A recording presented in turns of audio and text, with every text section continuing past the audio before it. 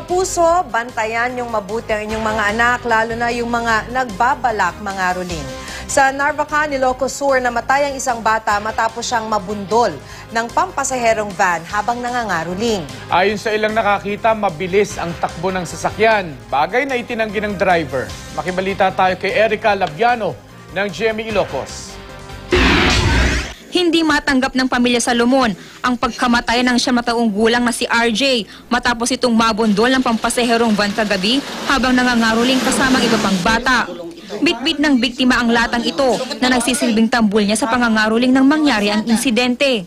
Ayon sa lola ng biktima, nagpaalam sa kanyang apo na mamamaskulang sa mga kapitbahay. Yun, alwagan nyo ko na mo, ma'am.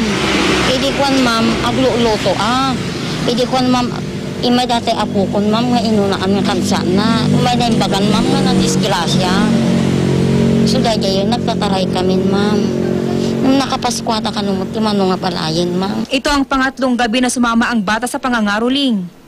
Base sa inisyal na investigasyon ng mga pulis, naglalakad ang biktima sa kaliwang lane ng kalsada sa National Highway ng Barangay Sulbec. Mula sa likod ng bata ang direksyon ng van noon. Doon na nabundol ang biktima. Ayon sa pulis, mabilis ang takbo ng van at mukhang hindi napansin ng driver ang biktima. Today, highway, talagang medyo straight eh. O dati possibility na medyo napaspas, dati ko na in-applyan natin brake preno de lugar ng naabot lata.